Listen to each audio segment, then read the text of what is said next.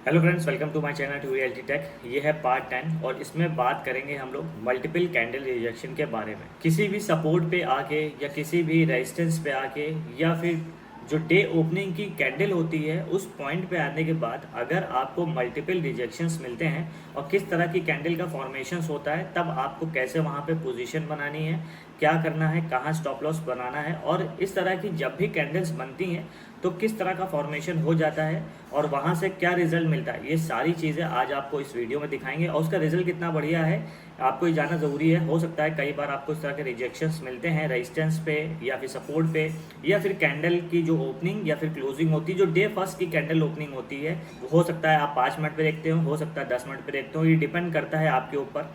लेकिन वीडियो में आपको एक्सप्लेन कर देंगे टाइम फ्रेम के हिसाब से भी, तो आप क्लियर हो जाएगा कि हाँ किस वक्त कब आपको किस तरह के रिजेक्शंस को कहाँ पे देखना है। आज आपको समझाते हैं कि मल्टीपल रिजेक्शंस अगर होता है तो किस तरह से आपको पोजीशन क्रिएट करनी है। लेकिन अगर आप चैनल पे नए हैं, अभी तक आपने चैनल को सब्सक्राइब नहीं किया, तो प्लीज़ सपोर्ट करने के लिए चैनल को सब्सक्राइब जरूर कर ले और बेल नोटिफिकेशन जरूर दबा लें। इस तरह की जो छोटी छोटी स्ट्रेटेजीज़ हैं जिससे आप इंटरडे में अर्निंग कर सकते हैं, मैं कंटिन्यूसली उस पर एक के बाद एक वीडियो बनाता जा रहा हूँ, तो वो आपसे मिस ना हो जाए। और यहाँ पे मैंने अपोलो टायर का एक स्टॉक ओपन कर रखा है। अब यहाँ पे अभी आप नॉर्मल तरीके से देख रहे हैं तो आपको कोई रिजेक्शन नहीं दिखता होगा। 6 अगस्त का एग्जांपल मैं ले रहा हूँ अपोलो टायर में, और मैंने जैसा बताया था कि अलग अलग टाइम फ्रेम पे हो सकता है आपको रिजेक्शन दिखे, लेकिन आप एक ही टाइम फ्रेम लगा के बैठे रहते हैं, स्टॉक को देखते रहते हैं, इसलिए बहुत सी चीज़ें आपसे मिस हो जाती है। बहुत से ऐसे ट्रेड दिन भर में बनते हैं जो कि साफ साफ दिख रहा होता है कि मार्केट यहाँ से गिरेगी या मार्केट वहाँ से उठेगी, लेकिन आप उस ट्रेड को नहीं ले पाते हैं और बीच बीच में इधर उधर पोजीशन बनाते हैं और आपका एसएल हिट होता रहता है, और जब मार्केट क्लोज होती है तो आप लॉस में रहते हैं। तो देखिए यहाँ पे अभी 6 अगस्त में मैं आपको पूरा दिखा रहा हूँ। ये देखिए 6 अगस्त का यहाँ से यहाँ तक है, लेकिन यहाँ पे कहीं भी आपको कुछ खास नज़र नहीं आ रहा। इसीलिए मैंने कहा था हमेशा जब भी इंट्राडे में कोई पोजीशन बनाने वाले हो या इंट्राडे चार्ट को देख रहे हो तो टाइम फ्रेम को हमेशा चेंज कर करके ज़रूर देखें। 5 मिनट, 10 मिनट और उसके बाद 15 मिनट, ये 3 टाइम ऐसे हैं जिस पे आपको लगातार बार बार चेंज करके चार्ट को देखना है। अगर मान लीजिए 2-4 स्टॉक आपने सेलेक्ट करे हैं तो उसको 5 मिनट के चार्ट पे हमेशा लगा रहने दें, लेकिन जब उस चार्ट पे आए तो आप उसको एक बार 5 मिनट, 10 मिनट, 15 मिनट पे देख ले और वापस से फिर से उसको 5 मिनट पे सेट कर दे। तो इस तरह से इंट्राडे चार्ट को डेली रीड करा जाता है। और जैसे आपके मतलब कि कोई कैंडल कहीं अच्छे पोजीशन पे बनती है, मतलब सपोर्ट रेजिस्टेंस पे, वहाँ पे आपको एंट्री ले लेनी है उस टाइम फ्रेम को देखते हुए। उसके बाद जब एक बार आप एंट्री ले लेंगे उस टाइम फ्रेम को देखते हुए, तब उसी टाइम फ्रेम को, जिस टाइम फ्रेम को देखते हुए आपने एंट्री ली है, फिर उसी टाइम फ्रेम को आप 3-15 तक लगा रहने देंगे और उसी के बिहाफ से अपनी एनालिसिस करते अपने टारगेट को पूरा करेंगे। तो यहाँ पे देखिए अभी आपको नॉर्मली कुछ नहीं दिख रहा है, लेकिन जैसे ही मैं यहाँ पे 15 मिनट का टाइम फ्रेम करता हूँ 6 अगस्त पे, और यहाँ पे अब आप देखिए अभी तक आपको 6 अगस्त में नहीं दिख रहा था कुछ, लेकिन जैसे ही 15 मिनट का टाइम फ्रेम करा, यहाँ पे देखिए मूविंग एवरेज एक्सपोनेंशियल के नीचे, और यहाँ पे एक रेजिस्टेंस था जो इसकी ओपनिंग कैंडल थी 15 मिनट के हिसाब से, और जो उसकी बॉडी का फॉर्मेशन हुआ था उसके हिसाब से देखिए इसके ऊपर मार्केट नहीं जा पा रही थी। जैसे ही मार्केट इसके ऊपर या इसके करीब आई थी तो पहले भी रिजेक्शंस हुए थे, पहले भी देखिए विक फॉर्म हुई थी, और बाद में जब फिर से इस करीब आने लगी, जो डे का रेजिस्टेंस था कैंडल की बॉडी तक का, वहाँ पे देखिए फिर से काफ़ी रिजेक्शंस मिलते रहे। ये आपको 5 मिनट पे नहीं दिखता। अब देखिए मैं 5 मिनट पे फिर से इसको लगा रहा हूँ, तो ये वापस से मैंने 5 मिनट पे लगा दिया है। थोड़ा सा स्क्रॉल करना पड़ेगा, और जहाँ मैंने सर्कल बनाया था उसको मैं दिखाता हूँ। ये देखिए, तो ये पूरा रिजेक्शन का एरिया था, लेकिन 5 मिनट पे ये नॉर्मल तरीके से लग रहा था कि मार्केट कंसोलिडेट कर रही है, और उसके बाद नीचे की तरफ ब्रेक हो गई। और जैसा मैंने बताया था जब भी मार्केट ब्रेक होती है तो रीटेस्ट जब करे या पुल बैक ले और दोबारा से सेम पॉइंट पे जाए तभी आपको एंट्री करनी है। तो उसी तरीके से यहाँ पुल बैक हुआ, ग्रीन कैंडल बनी और फिर से यहाँ रिजेक्शन हुआ, क्योंकि नॉर्मल मार्केट यहाँ से चल रही थी तो आपको लगा यार तो नॉर्मल मार्केट चल रही है, लेकिन अगर इसी को आपने 15 मिनट पे देखा होता तो यहाँ साफ साफ क्लियरली दिख रहा है कि यहाँ पे मल्टीपल रिजेक्शंस हो रहे थे।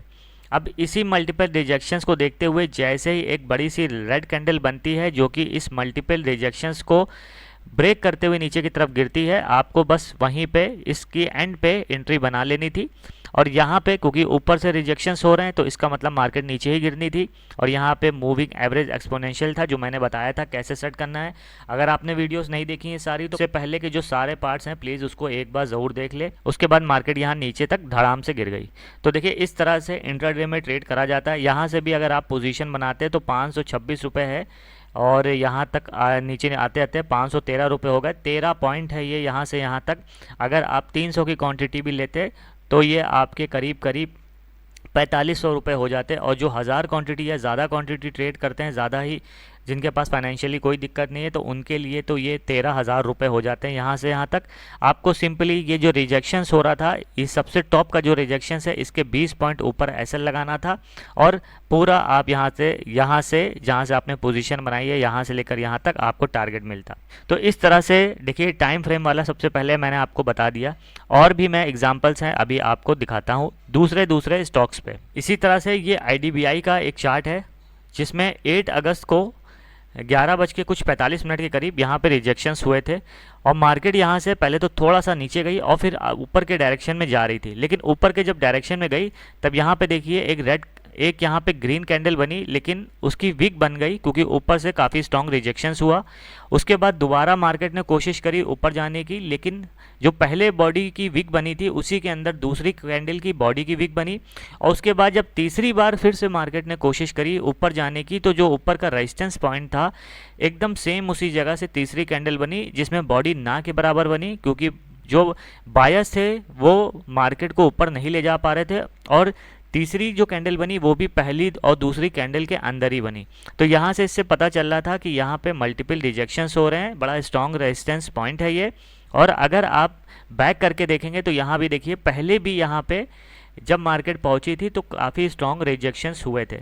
तो हमेशा जब भी 1 या 2 या 3 बार रिजेक्शंस हो रहा हो तो आप चार्ट को लेफ्ट साइड पे ज़रूर देखें कि वहाँ पे ऐसा क्या है जो मार्केट वहाँ से रिजेक्शन कर रही है। और अगर आपको लगता है वहाँ से कोई डाउनफॉल आया था तो अपना ट्रेड तुरंत वहाँ पे पोजीशन बनाए, ट्रेड को एग्जीक्यूट करें।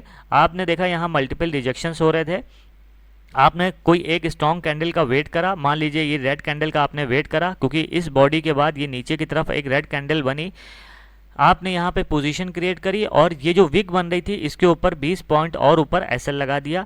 अब यहाँ से मार्केट देखिए काफ़ी नीचे गिरती चली गई है और दिन के एंड पे 3:15 पे देखिए मार्केट काफ़ी नीचे पे आ गई। यहाँ पे अगर आप पोजीशन क्रिएट करते तो ये है 96 रुपये 42 पैसे और मार्केट यहाँ 94 रुपये 8 पैसे आ गई। 300 क्वांटिटी लेते तो भी आपके 600 रुपये 1:2 के रेशियो से बन जाते। और स्टॉप लॉस अगर आप यहाँ पे लगता तो 96.42 और यहाँ पे 97, थोड़ा सा और ऊपर अगर हम लोग यहाँ आ जाते 97.20 तो 1 रुपये से कम का ऐसे लगता। 42 है तो 20 पैसे और कम लगता, तो मुश्किल से आपका एसएल कहीं ना कहीं 220 या 230 रुपये का एसएल लगता और आपको 600 रुपये की अर्निंग होती। तो इस हिसाब से 1:3 का रेशियो आप पूरा कर लेते। तो इस तरह से ही इंट्राडे में ट्रेडिंग करी जाती हैं। तो आपको ये जो रिजेक्शंस होते हैं, जब भी 1 या 2 रिजेक्शंस हो, आपको हमेशा ये याद रखना है कि वो जब रिजेक्शंस हो रहा है तो कम से कम 3 कैंडल का रिजेक्शंस तो हो। तो देखिए बार बार ढूंढ के चार्ट पे दिखाने से कोई फ़ायदा नहीं क्योंकि चीज़ एक ही है। तो इसलिए मैं आपको अब समझा देता हूँ कि रिजेक्शंस को आपको कैसे हैंडल करना है और रिजेक्शन जब हो तो आपको कैसे अपनी पोजीशन क्रिएट करनी है। देखिए एक और मैं दिखा दूँ, यहाँ पे भी देख सकते हैं सेम चार्ट पे 30 जुलाई को यहाँ पे देख सकते हैं मल्टीपल रिजेक्शंस हो रहे थे। मार्केट ऊपर गई, एक बार ऊपर गई और उसके बाद कितना स्ट्रॉन्ग रिजेक्शन हुआ। उसके बाद से कोई कैंडल की बॉडी इस रेजिस्टेंस लाइन के पास में एकदम जा ही नहीं पाई, बार बार सिर्फ रिजेक्शंस करती नहीं और थोड़ी देर के बाद ऐसा हुआ कि मार्केट धड़ाम से गिर गई। तो इसलिए जब रिजेक्शंस हो रहा हो, जो सबसे कम या छोटा रिजेक्शन हो, जैसे मार्केट मेरा मतलब है यहाँ तक आ गई है, तब आप यहाँ पे अपनी पोजीशन बनाएं। उससे फ़ायदा क्या होगा कि आपका एसएल जो है वो बहुत छोटा सा बनेगा और जब मार्केट रिजेक्शन करने के बाद नीचे की तरफ या ऊपर की तरफ कहीं भी हो सकता है रिजेक्शन, ज़रूरी नहीं है कि हमेशा ऊपर से ही हो। और रिजेक्शन के बाद जब आप मार्केट गिरेगी तो आपका टारगेट अचीव हो जाएगा। रिजेक्शंस नीचे से भी हो सकता है और रिजेक्शंस ऊपर से भी हो सकता है। जैसे यहाँ पे देख लीजिए, यहाँ पे देखिए रिजेक्शंस हुआ है, पहले एक बहुत बड़ी सी रेड कैंडल बनी होगी, जिसके बाद मार्केट ऊपर की तरफ गई तो ये ग्रीन कैंडल हो गई और इतनी इतनी बड़ी सी विक फॉर्म हो गई। सेकंड कैंडल इसी बॉडी के अंदर बनी, उसके बाद जब थर्ड कैंडल बनी तो वो भी पहली वाली कैंडल की विक को क्रॉस नहीं कर पाई। उसके बाद एक हैमर बन गया, जिसके बाद मार्केट यहाँ से रिवर्स होकर ऊपर चली गई। तो इस तरह के रिजेक्शंस को आपको हमेशा ध्यान रखना है। रिजेक्शंस पे हमेशा मार्केट रिवर्स करती है। अब यहाँ पे जैसे इस तरह का इतना रिजेक्शंस हो रहा, अगर इसी रिजेक्शन को आप 10 मिनट पे देखते तो कैसा दिखता है ये मैं दिखाता हूँ। 30 तारीख था, याद रखिएगा, तो पीछे करके जाना पड़ेगा। 30 तारीख ये रिजेक्शन, अब ये देखिए साफ साफ दिख रहा है यहाँ पे रिजेक्शन है। और इस टाइम पीरियड को बढ़ाएंगे, मैं यहाँ सर्कल भी बना दे रहा हूँ जिससे आप भूले ना कि कहाँ पे थे। ये सर्कल बना दिया। अब इसको और अगर टाइम पीरियड बढ़ा के देखेंगे तो कैसा दिखेगा, फिर से चलते हैं 30 जुलाई पे, और यहाँ पे ये देखिए अब आप देख सकते हैं जितना टाइम फ्रेम बढ़ा रहे हैं उतना ही बड़े हम लोग को यहाँ पे रिजेक्शंस दिख रहे हैं, और सिंगल कैंडल से क्लियर कंफर्मेशन हो गया और मार्केट नीचे तक धड़ाम से गिर गई। तो इस तरह से आपको मल्टीपल कैंडल स्टिक रिजेक्शंस पे अपनी पोजीशन को क्रिएट करना है। हमेशा कुछ चीज़ों को आपको ध्यान देना है, वो मैं आपको सिंपल मीनिंग में समझा दे रहा हूँ इसी चार्ट के ऊपर। थोड़ा सा यहीं पे समझाते हैं। तो देखिए जब भी ये मान लीजिए रेजिस्टेंस है और ये नीचे एक हम लोग सपोर्ट ले रहे हैं, मार्केट मान लीजिए डाउन ट्रेंड में चल रही थी और डाउन ट्रेंड में एकदम से एक कैंडल बनी, लेकिन उस कैंडल की बॉडी जो है वो नीचे तक ना बन के 50% से भी कम रह गई और ऊपर की तरफ उसकी बॉडी बन गई। चाहे वो रेड से बने चाहे वो ग्रीन से बने, कलर यहाँ पे मैटर नहीं करेगा। फिर से मार्केट ने कोशिश करी नीचे जाने की और उसकी जो बॉडी थी वो फिर से इसी प्रीवियस कैंडल के अंदर बनी और 50% से ज़्यादा बॉडी नहीं बनी। उसके बाद इसी तरह से थर्ड कैंडल, फोर्थ कैंडल, और या फिर कोई भी एक कैंडल की बॉडी अगर मान लीजिए नीचे तक चली भी गई, लेकिन जो फर्स्ट कैंडल ने रिजेक्शन करा था उसकी विक के अंदर ही अगर इसकी बॉडी बनेगी तब आप तुरंत यहीं पे अपनी पोजीशन बना लेंगे, क्योंकि यहाँ पे फिर पोजीशन बनाने से फ़ायदा ये होगा कि आपका जो एसएल है वो बहुत छोटा सा यहाँ कहीं लगेगा। लेकिन अगर आप कंफर्मेशन का वेट करते हैं तो भी अच्छी बात है, क्योंकि बहुत से लोग कंफर्मेशन के बाद लगाते हैं, लेकिन बहुत से लोग ज़्यादा पैसा कमाने के लिए या ज़्यादा बड़ा टारगेट पूरा करने के लिए, क्योंकि उनको कंफर्म है यहाँ से मल्टीपल रिजेक्शंस हो रहा है तो अब मार्केट रिवर्स ही होगी, तो वो कंफर्मेशन का वेट करते हैं। जब यहाँ से रिजेक्शन इतना होता है उसके बाद जब एक ग्रीन स्ट्रॉन्ग कैंडल बनती है तब वो इस ग्रीन स्ट्रॉन्ग कैंडल के ऊपर अपनी पोजीशन क्रिएट करते हैं और यहाँ नीचे एसएल लगाते हैं। तो इस कंडीशन में एसएल बहुत बड़ा सा हो जाता है, लेकिन वो कंफर्म होते हैं कि मार्केट ऊपर ही जाएगी और वो जल्दी ही अपना टारगेट पूरा कर लेते हैं। तो दोनों ही तरीके से आप एंट्री ले सकते हैं। तो यहाँ पे जब पोजीशन क्रिएट करते हैं तो उसका एक फ़ायदा और हो जाता है कि मान लीजिए मार्केट रिवर्स हो गई, मान लीजिए उधर नहीं गई, क्योंकि आपको भी पता है मार्केट हमेशा सेम स्ट्रेटजीज़ को नहीं फॉलो करती, कभी कभी ब्रेकआउट करती, तभी हम लोग को लॉस होता है। मान लीजिए यहाँ पे कोई और रेड कैंडल बड़ी सी बन जाती तो आपका एसएल हिट हो जाता। तो इसीलिए मैंने कहा था अगर आप यहाँ पे पोजीशन बनाते तो यहाँ 10 या 30 पैसे में आपका एसएल लगता, और अगर मार्केट फिर से इसी डायरेक्शन में गिर जाती तब भी आपका 30-20 पैसे का एसएल लॉस होता। तो मान के चलिए अगर आपने 300 क्वान्टिटी ली है, एसएल हिट होता तो आपके मुश्किल से 190 रुपये के करीब जाते, कोई बहुत बड़ा अमाउंट नहीं जाता, और उसके बाद अपने सेकंड ट्रेड के लिए आप वेट कर सकते थे, लेकिन लॉस बहुत कम होता। लेकिन अगर मान लीजिए कंफर्मेशन के बाद मार्केट रिवर्स हो जाती है अगली ही कैंडल से, तब आपका लॉस काफ़ी बड़ा हो सकता था। तो दोनों ही कंडीशन है, और स्ट्रैटेजी तो आप जानते ही हैं, जब 10 बार अप्लाई करेंगे तो 2 या 3 बार तो फेल होनी है।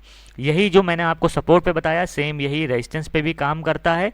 तो दोनों तरफ बताने से कोई फ़ायदा नहीं। इसको क्लियर करते हैं और एक और बताते हैं कैंडल स्टिक रिजेक्शंस कब हो रही हो तो अब आपको क्या करना है। इसके बाद मान लीजिए मैं एक चीज़ ड्रॉ करता हूँ, इसको आप सुपर ट्रेंड या एमए कुछ भी समझ ले। मान लीजिए ये मैंने ड्रॉ करा, ठीक है, ये आप समझ लीजिए एक यहाँ पे लिख देते हैं मूविंग एवरेज, ये मूविंग एवरेज एक्सपोनेंशियल है कि जिसका मैं यूज़ करता हूँ as a support and resistance, ये काफ़ी काम आता है। और यहाँ पे अब आपको दिखाते हैं कि मान लीजिए मार्केट ओपन हुई और यहाँ पे कहीं पे मान लीजिए मार्केट ओपन हुई, ठीक है, और मार्केट ने ये कैंडल एक नीचे की तरफ बनाई, उसके बाद सेकंड कैंडल एक ऊपर की तरफ बनाई, ये सेकंड कैंडल ऊपर की तरफ बनाई, उसके बाद मार्केट धीरे धीरे धीरे धीरे करके इसी के अंदर फिर यहाँ पे कैंडल उसने बनाई जिसकी कैंडल में मतलब यहाँ पे रिजेक्शंस हो रहा था ईएमए के पास, यहाँ बार बार रिजेक्शंस हो रहे थे।